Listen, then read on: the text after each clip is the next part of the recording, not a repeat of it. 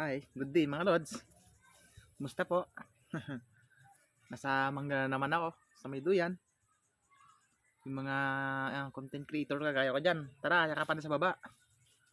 Alam nyo ba ang ginagawa ko? Alam nyo to? Oh, hugis puso. Yan. Tapos, may partner po yan. Kung may hugis puso,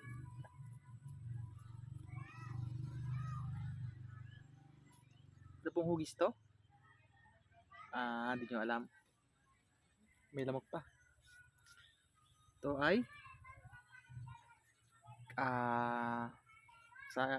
sa English ay cattle nut. Ito naman ay gawid. Ewan ko sa tawag ng iba. Yan.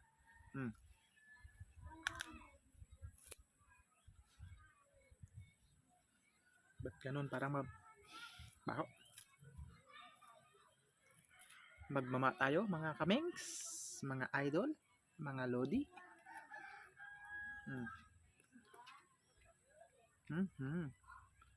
I smell something good mga lods. Tapos ito. Yan. Ito. Yan. Yan lang ala dyan. Yan.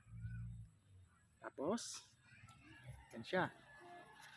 Tapos lagyan natin ng tabako.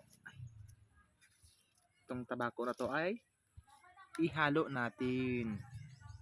Yan. Tapos lagyan natin ng konting pangpalasa. Sa mga nagsasabing yung mga nagmamama daw ay dugyot. Hindi ho. Ang ibig ka po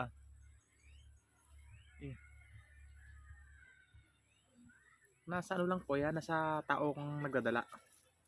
Ito po kasi, mas okay to kaysa sigarilyo or yosi. Wala tong halong chemical, napaka-organic. Ito po ang tinatawag naming mama. Mga idol, mga kamengs. Yan. Ito po ay apog. Ito namang apog na to, yari to sa mga shell ng mga suso. Mga mahaba po yung quit, alam nyo yun? Quit po, ang suso. Yung sinisip-sip nyo pag ito, huwag kayong mag-alala, organic po ito.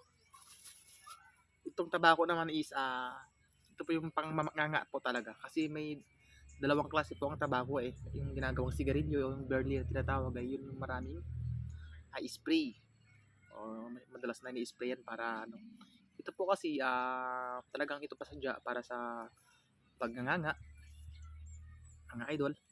Yan, lagyan na po natin ang kanyang halo na apog.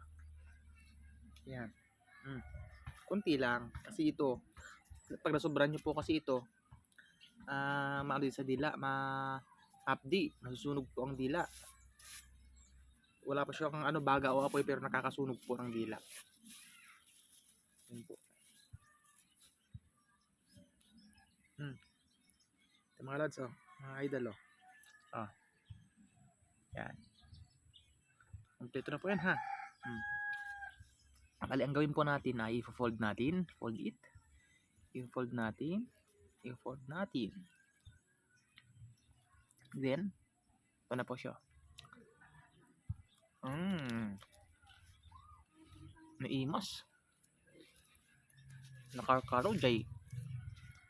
Nagabuting layan na mama, naimas dyan mga idol. Thank you.